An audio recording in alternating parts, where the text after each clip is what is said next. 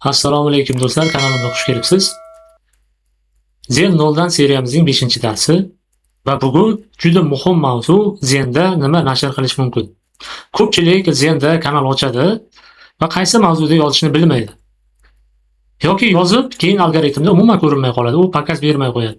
Pakaz bermasa prosmotr bo'lmaydi va prosmotr bo'lmasa o'qilmaydi sizning maqolalaringiz.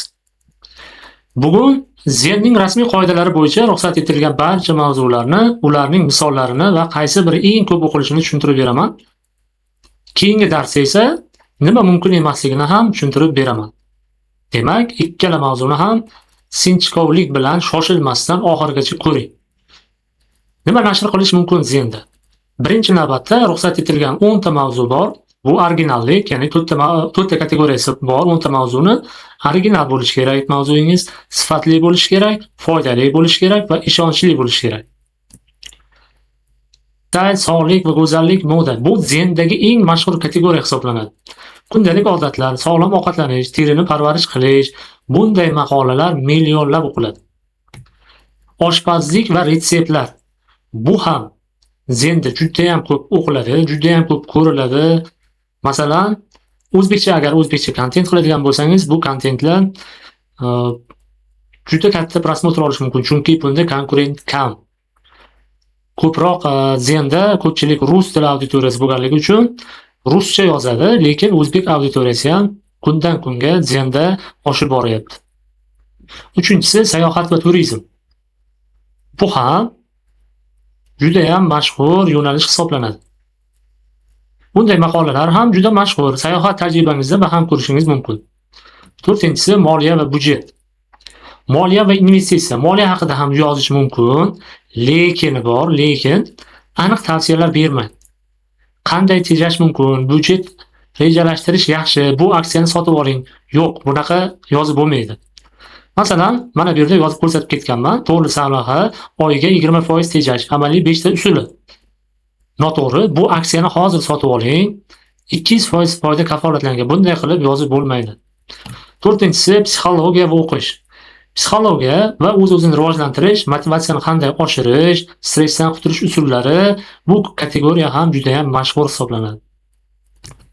Texnologiya va gadjetlar keyingisi. Eng yaxshi telefonlar 2026, Zen platformasi sirlari, biz shunga o'xshash texnologiya sharhlariga juda ko'p odam qiziqadi. Hobbi va hunarmandchilik.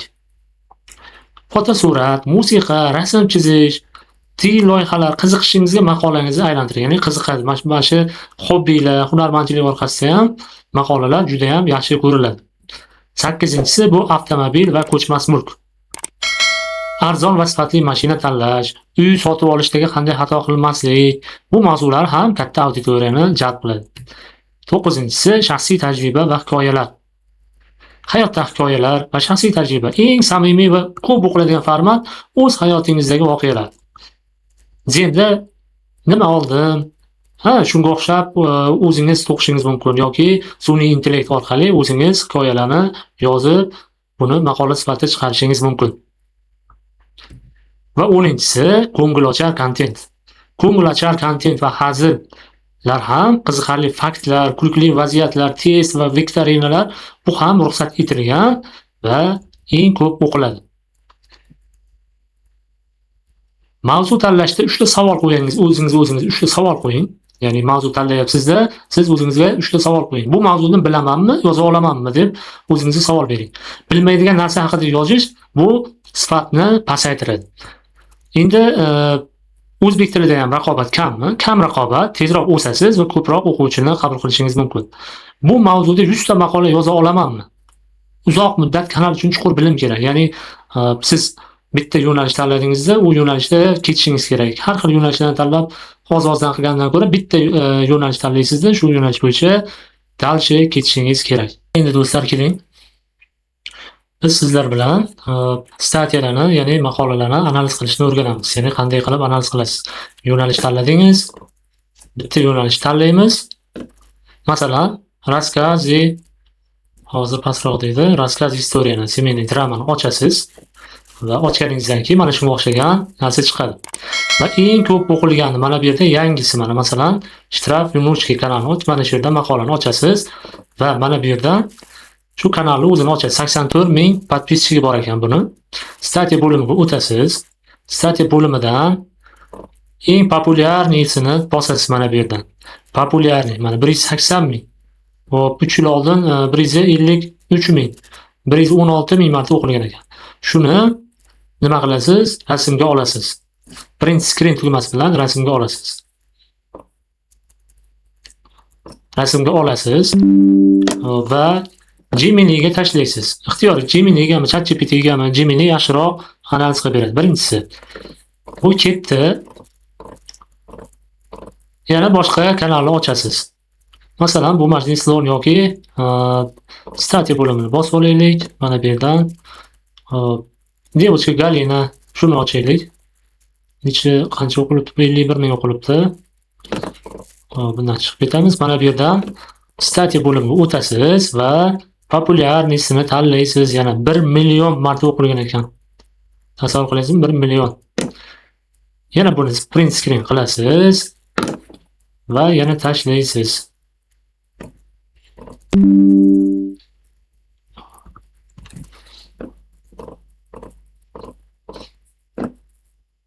Yana tanlaymiz.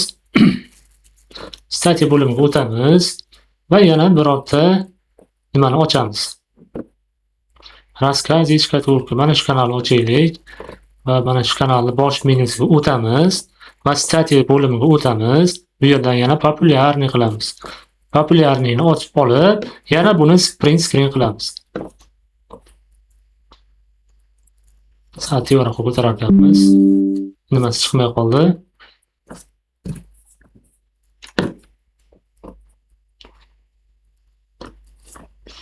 Mana bu yerga tashlaymiz.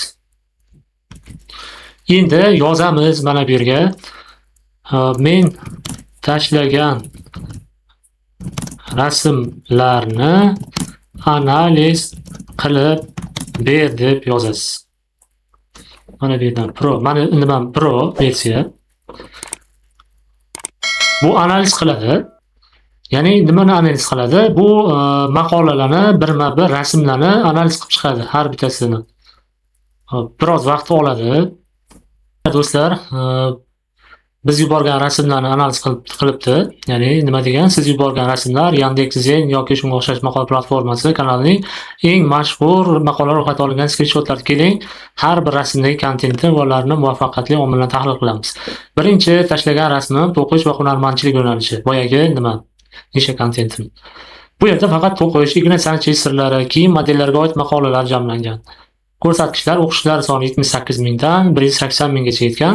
Analiz bu juda tor, ammo o'zining sodiq auditoriyasiga ega yo'nalish. Odamlar bu yerga asosan nimadir o'rganish uchun kiradi. Ko'rishlar soni barqaror, lekin millionlarga yetish qiyin. Sarlavhalar to'g'ridan-to'g'ri foyda keltiruvchi, masalan, 30 soatlik paypoq to'qish. Ikkinchisi oila va munosabatlar dramasi, viral kontent, oila ichidagi ziddiyatlar, xiyonat, qiyin taqdirlar, o'gay farzand va hokazo va hokazo va hokazo. Keyingisi, uchinchi tashlagan rasmim qismli hikoyalar va kanal tuzilmasi serial kontent. Ajrashish, qaynona kelin mojarolari, hayotiy qiyinchiliklar, shunga o'xshagan narsalar. O'rtacha 115 mingdan 434 minggacha. Bu rasmda o'quvchini ushlab turish strategiyasiga yaqqol ko'rinib turibdi. Chas 5, chas 11 kabi yozuvlar shuni ko'rsatadiki, uzun hikoyalarni qismlarga bo'lish o'quvchini keyingi qismlarni ham kutishga va kanalga qaytishga majbur qiladi. Va hokazo kanal o'stirish, ko'proq audio yig'ishi, oila munosabatlari va dramatik hayot yo'nalishida ishlash eng yuqori natija, ya'ni millionlab prosmotrlarni olib kelar ekan. Ana endi bizga yozamiz, bu yerga menga shu yo'nalishlar bo'yicha 10 ta viral content mavzu rejasini tuzib ber. Bu hozir o'ylaydi va bizga shu yo'nalishlar bo'yicha 10 ta mavzu tayyorlab beradi. Ya'ni bizga eng hozirgi kunda 2026-yilda umuman hozirgi kunda oxirgi nimalarni tuzib beradi. Ya'ni kontent rejasi, ish rejasini tuzib beradi. Biz mana shu ish reja bo'yicha ishlaymiz, maqolani yozdiramiz va oxirida mana bu yerda hozir nima qilayotganimizda tekshiramiz. Ya'ni bu Zen qoidalariga to'g'ri keladimi, yo'qmi, shuni ham so'rab olamiz. Qaynona va kelin ziddiyati birinchisi mana klassik drama. Sarlavha Svekrov пришла вещами. Cook. Mana теперь я буду жить здесь, заявил Антони Петрович ставит свой огромный. Shuni olamiz va agar rus tilini bilmasangiz, buni tarjima qildiramiz. Mana bu yerdan bitta translate ochib olamiz va tashlaymiz. Ya'ni nima mavzuligini bilishimiz kerak. Endi men shu yerda yashayman, dedi Antonina Petrovna ulkan chamadonini kechagina erim bilan sotib olgan yengil gilamga qo'yib. Bu tomoshabinni o'ziga juda ham yaxshi jalb qilib oladi. Ko'ryapsiz-a? Xiyonat va kutilmagan haqiqat, DNK testi va ota-bola munosabatlari, mol-mulk va noshkur farzandlar, xunuk o'rdakchaning qasosi, mana o'gay farzand dardi, gadoyning merosi, erining o'tmishdagi siri, meros talashgan opa-singillar, oltin to'ydagi ajrim. Ana endi biz buni bu mavzular Zen qoidalariga to'g'ri keladimi deb yozasiz.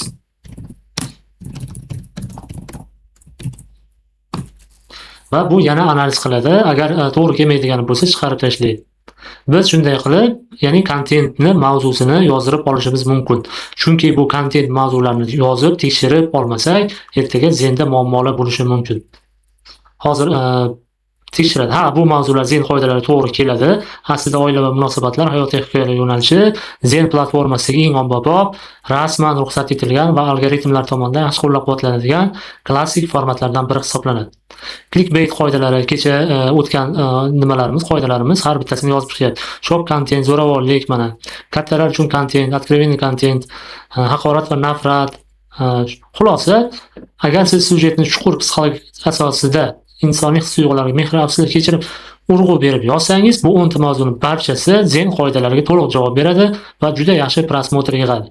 Eng muhimi, qahramonlarning hissiyotlarini ishonchli yoritib berishidir deb aytayapti. Hurmatli do'stlar, bugungi darsimiz shu bilan o'z nihoyasiga yetdi. Keyingi darsda ko'rishguncha sog' bo'ling, salomat bo'ling.